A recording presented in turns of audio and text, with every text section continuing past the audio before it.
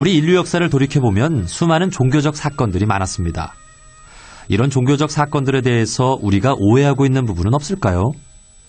각 종교의 사건과 인물에 대해서 깊이 있게 살펴보고 그것이 가리키고 있는 의미는 무엇인지 종교의 본질을 알아가는 시간입니다.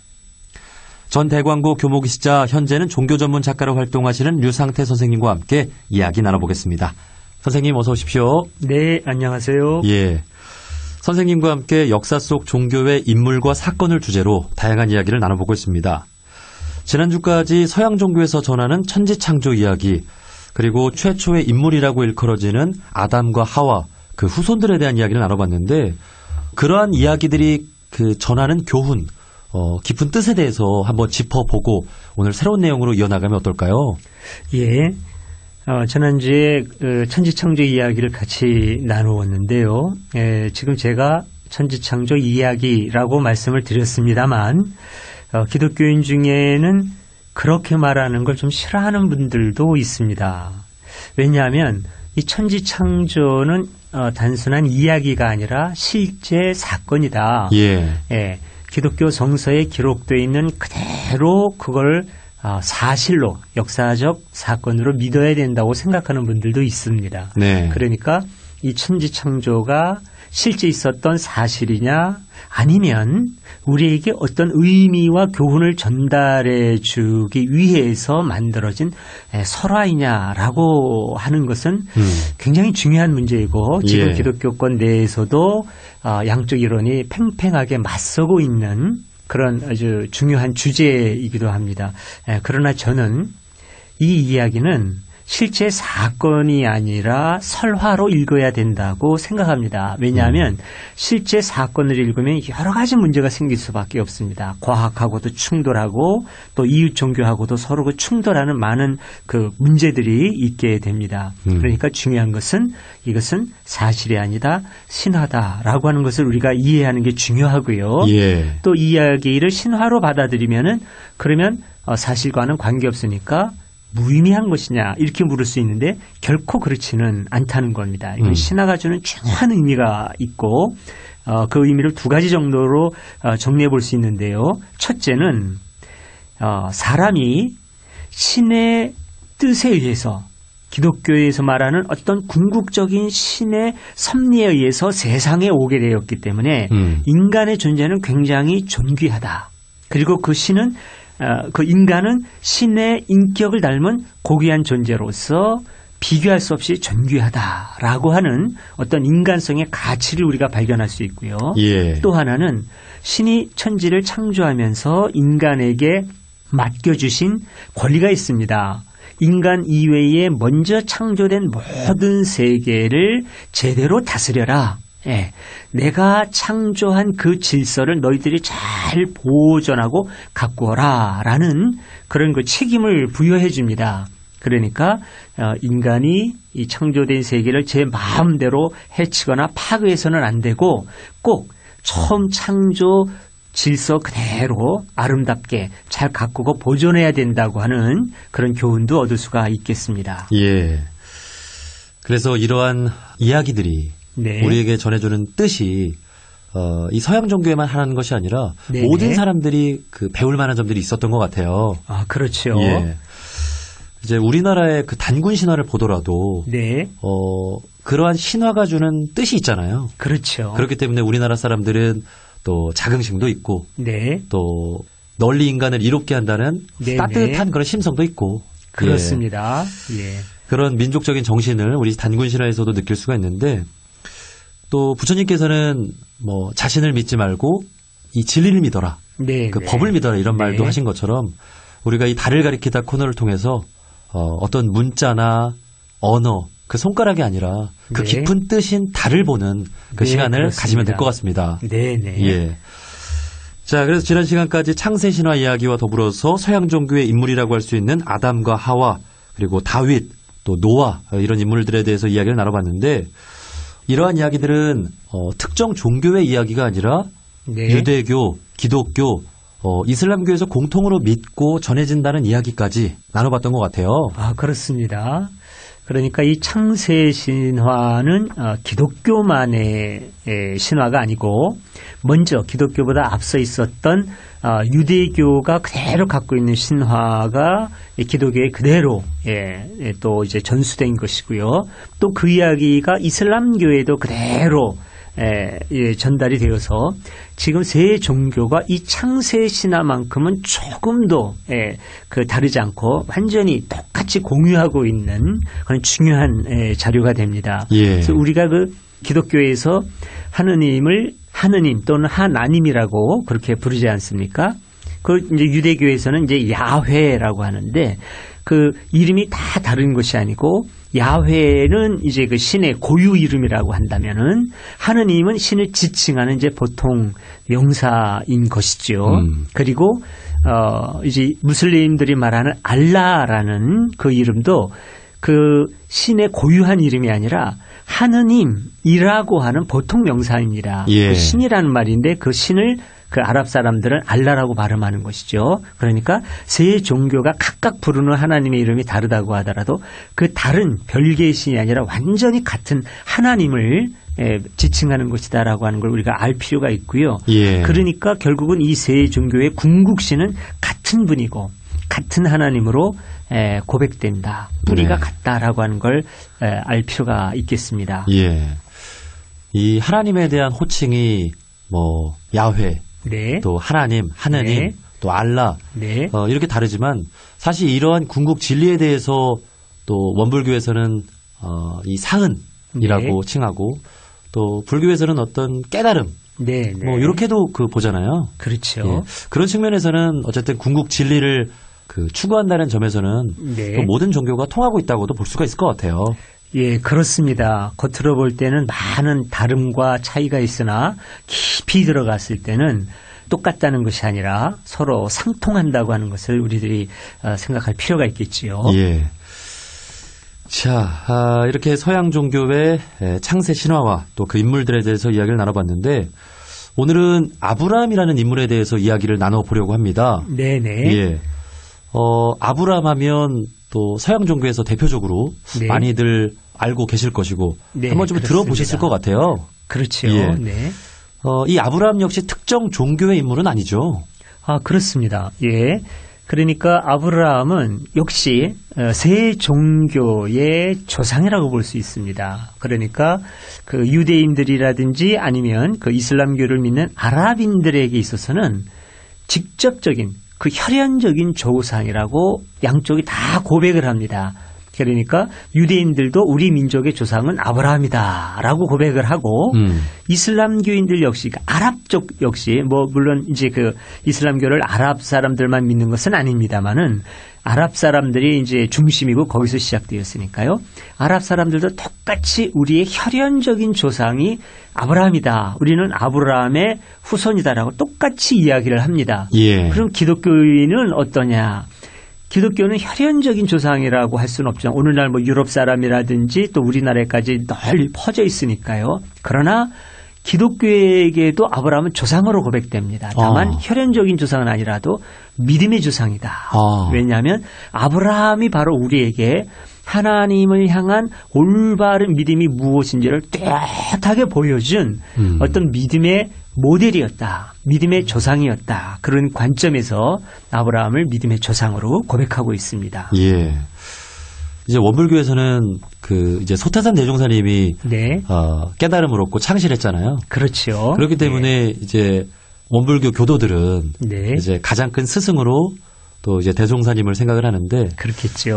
네. 이 아브라함은 어떻게 보면 좀 비유를 해보자면 네네. 이제 기독교인들에게도 어떤 자신이 갖는 종교에 있어서 어떤 그 믿음의 조상, 네. 뭐 이렇게도 볼 수가 있겠군요. 그렇습니다. 지금 아주 좋은 비유를 들어주셨는데요. 예, 원불교를 이제 우리가 이제 종교적으로는 창시하셨다고 하죠.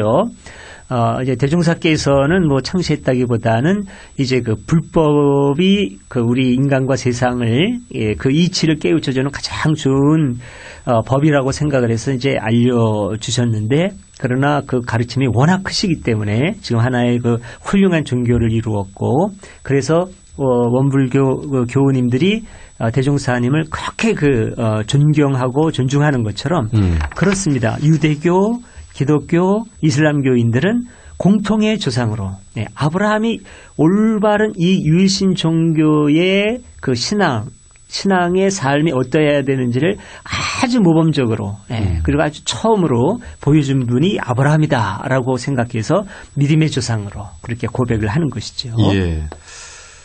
이 서양 종교의 인물 참 많을 텐데 뭐 그동안 아담과 하와에 대해서도 이야기를 나눠봤고 네. 또 다윗이나 솔로몬에 대해서도 이야기를 나눠봤는데 예. 왜 믿음의 조상이 아브라함인가? 네. 이런 이야기를 좀 오늘 나눠보고 싶어요. 네네. 예. 자, 그렇다면 아브라함은 시대적으로 언제적 인물인가요? 시대적으로는 서기 전 2000년경의 인물로 기록되어 있습니다. 예. 성서에 그렇게 기록이 되어 있는 것이죠. 그 성경에 보면은 연도별로 어떤 사람이 언제 때 살았다라고 하는 것이 비교적 자세히 기록이 되어 있습니다. 네. 예, 그 기록에 의하면 아담은 서기전 4000년경의 인물, 그리고 아브라함은 서기전 2000년경의 인물, 다윗은 서기전 1000년경의 인물, 예수님은 이제 서기 0년 이렇게 이제 돼 있어요. 이렇게 기억해 두면은 전반적인 역사적 흐름을 아는데 아마 도움이 될 겁니다. 그런데 문제는 이렇게 연도를 따지고 보면은 지구 역사가 한 6,000년밖에 안 되는 걸로 그렇게 나옵니다. 자, 그러니까 이제 우리가 이 기록을 역사적인 사실로 이해하면 곤란하다는 것이죠. 예. 그러면은 이제 여러 가지 과학과 충돌되는 일이 생기게 되는데 그러나 이건 과학이 아니라 그 신화 어디까지나 신화로서 우리가 받아들여야 된다라고 자꾸 말씀드리는 이유도 거기에 있습니다. 예. 여기서 또 궁금한 점이 생기는데요. 네네. 그러면 예수님은 이 아브라함이나 다윗이나 이런 인물들에 대해서 알고 계셨겠죠?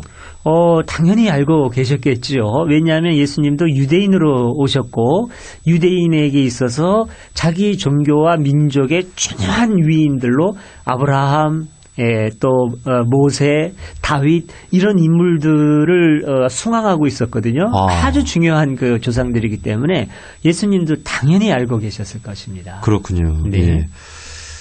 자, 그러면 이 아브라함은 종교적으로 왜 믿음의 조상인지 어떤 인물인지 소개를 좀 해주세요. 예. 그 이제 별명이 믿음의 조상이다 이렇게 말할 수 있을 것 같아요. 아브라함의 이제 별명이 왜 그런가 하면은 아브라함이 성서에 등장하자마자 하나님께서 그에게 하시는 말씀이 있었습니다. 성서에 의하면 그게 뭐냐면 내가 너로 하여금 큰 민족을 이루게 해주겠다. 그렇게 먼저 축복을 선언을 하셔요. 그런데 그러기 위해서는 조건이 있는데 네가 내 말을 전적으로 듣고 신뢰해야 된다. 그리고 내가 너에게 요구하는 것을 너의 삶 속에서 실천해야 된다. 이렇게 그 요구를 하셔요. 근데 성서에 보면은 그 아브라함이 그 신의 말씀을 전적으로 믿고 그대로 이렇게 실천해가는 과정이 다 기록이 되어 있습니다. 그러니까 그의 삶 전체가 하나의 신앙이었다. 온전히 기독교의 하나님을 따르는 삶이었다. 전적인 신뢰의 삶이었다. 그래서 그 유일신 종교에 있어서 신에 대한 전적인 신뢰의 모델. 그러면 아브라함 이렇게 말할 수가 있는 것이죠. 예. 그러면 하나님의 말씀을 듣고 이제 어떻게 들었는지도 궁금하고 또 그 말씀의 내용이 어떤 것이었는지도 궁금해요. 하나님의 말씀을 이제 어떻게 들었느냐. 오늘날 많은 사람들이 어떻게 아주 신비한 방법으로 예를 들면 꿈속에 나타나서 확실하게 어떤 보여주셨다든지 아니면은 구름 속에서 말씀하셨다든지 이런 식으로 생각을 많이 하시는데 그 신비한 체험들을 하잖아요.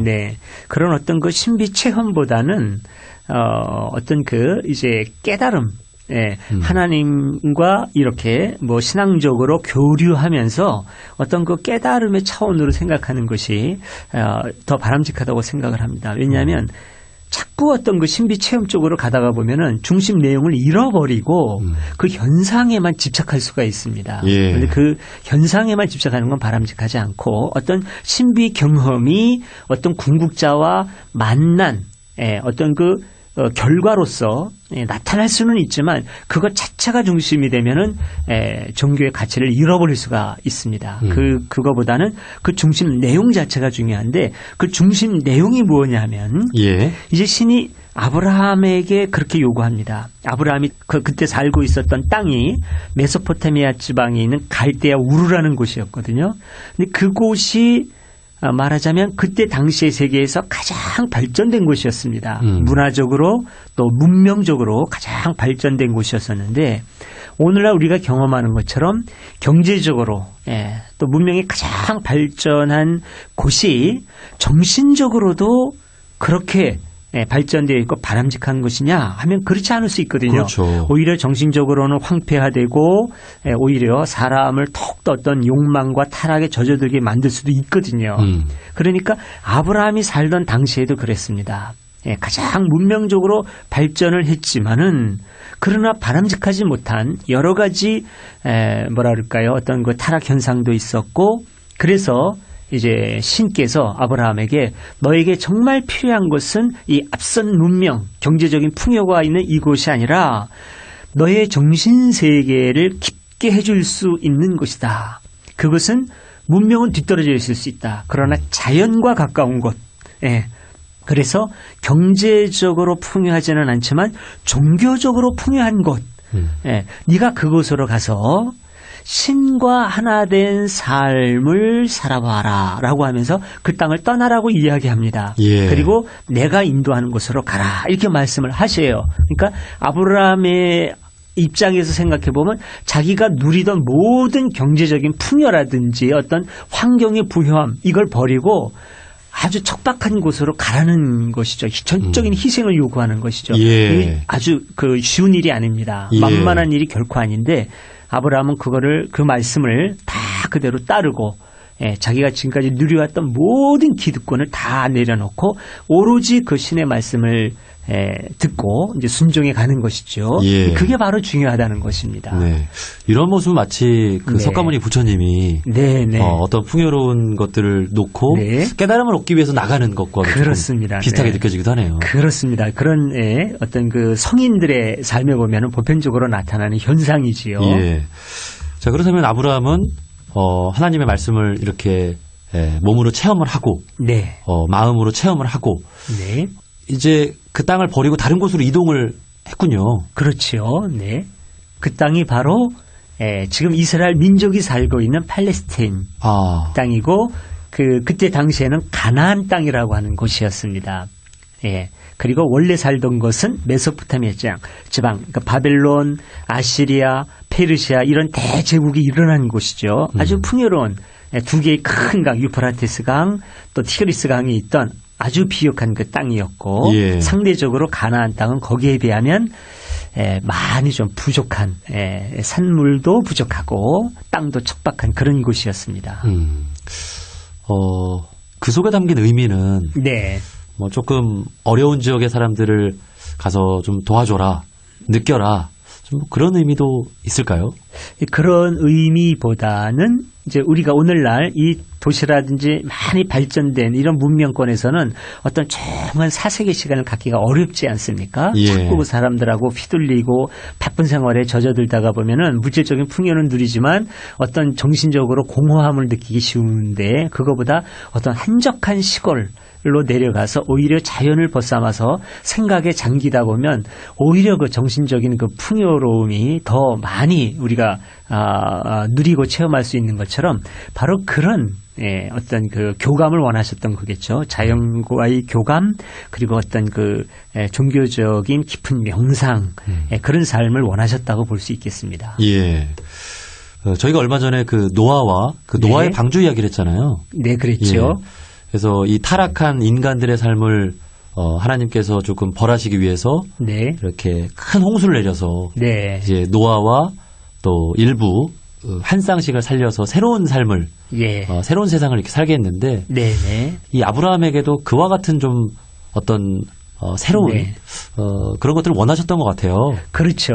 예, 그래서 먼저 아브라함으로 하여금 종교적인 각성을 하게 하고 그래서 아주 새롭고 바람직한 그런 삶을 살게 하고 또 아브라함뿐만이 아니라 그의 후손들이 예, 그런 어떤 종교적인 그런 그 풍요로움을 누리고 그래서 완전히 그 세속에 빠지지 않게 하려고 하는 어떤 그 하나님의 원대한 그런 뜻이 있었다 이렇게 볼 수 있겠습니다. 예. 그러면 아브라함이 그 이동한 네. 그 가나안 땅은 네, 지금 이스라엘이라고 볼 수 있는 건가요? 지역으로 보면은 그렇습니다. 지금 이제 이스라엘이 있는 바로 거기죠. 팔레스틴 지방. 그 옛날에는 가나안 땅이라고 불렀습니다. 예. 그래서 이 아브라함이 하나님의 말씀을 듣고 가나안 땅으로 이동을 했는데 네. 뭐 이제 아브라함도 이제 가정도 있었을 것이고 예. 또 뭐 여러 가지 어려움들이 또 있었을 것 같아요. 그렇죠. 네.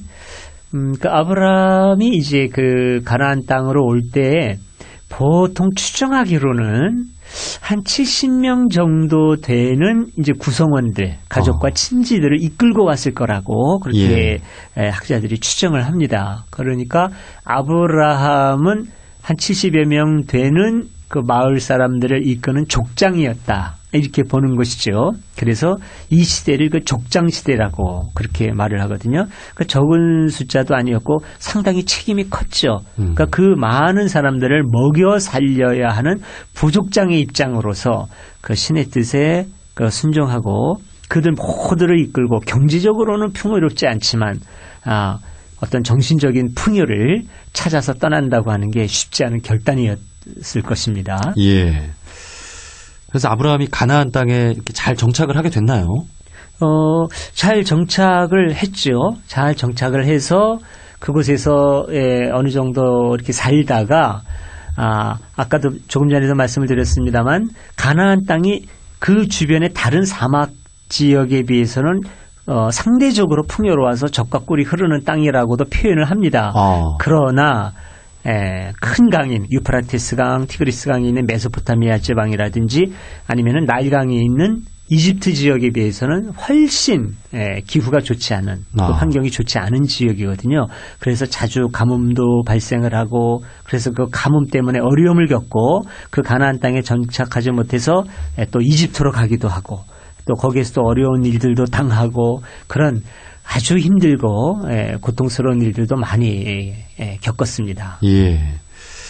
자, 그러면서 이 아브라함이 일생을 살면서 이 가나안 땅에 정착해서 살면서 또 우리가 좀 본받을 만한 어떤 좀 교훈적인 이야기들을 좀 찾아본다면 어떤 게 있을까요? 예. 그 교훈적인 이야기도 많이 있는데요. 오히려 아브라함이 실패한 경험을 통해서 우리가 얻을 수 있는 교훈도 역설적으로 있을 것 같습니다. 그 얘기를 조금 말씀을 드린다면은 그 가나안 땅에 그 가뭄이 많이 들어가지고 아브라함이 가족들을 이끌고 이집트로 간 적이 있습니다. 이집트는 이제 상대적으로 큰 강이 있기 때문에 그 피해가 적다고 말씀을 드렸었지요. 근데 거기에서 어떤 기록이 그 기독교 성서에 나오느냐면은 이집트의 왕이 아브라함의 아내를 보고 그 기록에 보면은 매우 아름다운 그 여인으로 기록이 되어 있습니다. 성서에 보면. 그래서 그 아내에게 뭐라고 그럴까요? 이제 관심을 갖게 됩니다. 그런데 아브라함이 생각하기에 이 여인은 내 아내입니다라고 말하면은 내가 죽을지도 모르겠다. 그런 생각을 해요. 그 내가 나를 죽이고 내 아내를 뺏어가면 어떻게 하나? 이 겁이 나가지고 제 누이 동생입니다라고 말하자면 거짓말을 하는 것이지요. 그래서 이집트 왕 파라오가 그러면 잘 됐어. 나하고 천한 매부지간이 됩시다. 그리고는 아브라함의 아내를 데리고 가요. 자기가 이제 아내 삼으려고 그러니까 첩이 되겠죠. 데리고 가는데 이제 그 파라오가 밤에 잠이 들었을 때 이제 신이 꿈속에 나타나셔서 파라오를 책망을 합니다. 그 파라오의 꿈에 나타나서요? 그렇죠. 파라오의 꿈에 나타나서 네가 왜 남의 아내를 가로채려고 하느냐. 파라오가 제가 언제 그런 적이 있습니까? 전 그런 적이 없습니다. 그랬더니 네가 취하려고 하는 그 사라라는 여인이 아브라함의 아내다. 네가 왕의 어떤 그 권위를 가지고 아브라함에게 얘기하니까 아브라함이 무서워서 할 수 없이 그렇게 말한 것이니까 절대로 손을 대지 말고 아브라함에게 돌려줘라. 이렇게 얘기하는 그 장면이 나옵니다. 예. 그러니까 이런 장면을 어떻게 읽느냐에 따라서 우리가 실망할 수도 있고 위로를 받을 수도 있습니다. 예. 그러니까 우리가 이런 어떤 믿음의 조상인 아브라함에게 완전한 모습을 기대한다면 실망할 수밖에 없습니다. 그런데 이 기독교 성서의 큰 장점이 뭐냐면 아무리 신앙의 위인이라고 하더라도 그 장단점을 있는 그대로 다 밝힙니다. 예. 뭐 다윗이건 뭐 모세건 뭐 그 장점뿐만 아니라 단점까지도 다 기록을 해내요. 그래서 사람들이 뭐 실망도 많이 하게 되는데 심지어는 예수님의 단점까지도 성경에는 많이 기록이 되어 있습니다. 예. 근데 그런 모습을 보고 오히려 우리가 이렇게 위대한 위인이라고 하더라도 부족함이 있을 수 있고 또 신 앞에서 실수할 때도 있다. 그러니 우리도 우리의 생활 속에서 부족한 점이 있다고 하더라도 실망하지 말고 우리가 신앙생활을 잘 해나가면 될 것이다라고 하는 위로를 받는 게 전 참 중요하다고 생각을 합니다. 예. 그렇지 않으면 어떤 특정한 위인들만 갈 수 있는 어려운 길로 생각할 수가 있으니까 오히려 이런 모습을 통해서 우리가 평범한 사람이 때로는 실수할 수 있지만 실패할 수 있지만 어떻게 다시 일어나서 어떤 종교적인 궁극 가치를 향해서 우리가 지치지 않고 신앙생활을 잘 해나갈 수 있겠는가 그런 점에 초점을 맞추고 우리가 배워가면 될 것 같습니다. 예. 이 하나님에 대한 믿음이 뛰어났던 아브라함이지만 네. 어떤 그 두려움 앞에서는 네. 좀 거짓말도 하고. 네, 네. 예. 그렇습니다. 그러니까 모든 종교인들이 그럴 수 있잖아요. 그럴 수 있는 것이지요. 예. 네. 그런 점들을 통해서 우리가 또 네. 아브라함을 통해 네. 또 배울 점들이 있는 것 같습니다. 예, 그렇습니다. 예. 그리고 아브라함 하면 유명한 이야기가 네. 또 이 믿음의 조상이라는 이름을 갖게 된 것이 아마 네. 많은 자녀들을 가졌기 때문이 아닐까 싶어요. 그렇습니다. 예. 이 아브라함의 자녀들 가운데 종교적으로 유명한 인물들이 많은 것으로 알고 있는데, 네. 이와 관련해서도 소개를 좀 해주신다면요. 우선 종교적으로 유명한 사람 아브라함의 자녀 가운데 우선 그의 두 아들을 들 수 있습니다. 첫째 아들이 이스마엘이고 둘째 아들이 이삭이었습니다. 또 그 밑으로 또 이제 아들이 있고요. 이스마엘은 아랍 쪽의 조상이 되고 이삭은 이스라엘족의 조상이 됩니다. 예. 그러니까 그 둘만 하더라도 아브라함이 상당히 많은 사람들의 조상이 된다는 걸 알 수가 있겠죠. 그 외에도 더 많은 민족의 이제 조상이 되는 걸로 기록이 되어 있는데, 근데 좀 재미있는 거는 기록이 이렇게 되어 있는데 이슬람 사람들은 이스마엘이 장자기 때문에 우리가 아브라함의 후손이고 우리가 아주 중요한 아브라함의 계승자다 이렇게 생각을 합니다. 예. 네, 아랍 사람들은요. 그러나 또 유대인들 그리고 기독교인들은 이스마엘이 아브라함의 장자인 거는 맞는데 적자는 그 이스마엘이 아니라 이삭이다 이렇게 주장을 합니다. 왜냐하면 기독교 성서에는 이스마엘은 아브라함의 정식 아내가 아니라 아브라함의 종인 하갈을 통해서 낳았다고 기록이 되어 있거든요. 예. 그리고 아브라함의 정식 아내인 사라가 낳은 아들은 비록 차남이지만 이삭이다. 그러므로 이삭의 후예인 이스라엘 백성들이 하나님의 선택받은 민족이고 또 그 믿음을 이어받은 기독교가 정통성이 있다. 이렇게 서로 주장을 하는 것이지요. 예. 이제 이런 것들이 이제 그 경전에 기록된 차이이기도 하고, 그 좀 어려움이 있죠. 어느 경전이 맞느냐는 얘기까지도 나올 수가 있는데, 그렇기 때문에 우리가 경전의 문자 하나하나를 다 사실이다. 문자 그대로 역사적으로 틀림이 없다라고 주장하면 갈등이 생길 수밖에 없는 것이고, 예. 그 뜻을 읽는 것이 그래서 더 중요하다고 볼 수가 있습니다. 예. 그러면 아브라함이 두 아들을 낳았는데 네, 이 두 아들이 네. 하나는 이슬람교의 조상이 되고 네. 하나는 유대교와 기독교의 조상이 되고 네. 그렇게 됩니다. 갈라진 거군요. 그렇게 됩니다. 예. 예. 지금 시간이 훌쩍 흘러서 네. 그 아브라함의 두 아들 네. 이스마엘과 이삭이 네. 어떻게 이슬람교와 기독교의 조상이 되었는지 네. 또 그에 대한 이야기는 다음 주에 이어나갔으면 좋겠습니다. 예, 그렇게 하죠. 예. 오늘 류상태 선생님과 함께 서양 종교의 인물로 아브라함에 대해서 우리 종교인들이 배울 만한 점은 어떤 것이었는지 이렇게 이야기를 나눠봤는데 다음 주에 이어서 이야기 이어나가도록 하겠습니다. 지금까지 종교 전문 작가로 활동하시면서 소설 콘스탄티누스 신의 눈물이라는 책의 저자이신 류상태 선생님과 이야기 나눠봤습니다. 선생님 오늘 좋은 말씀 고맙습니다. 네, 감사합니다. 우리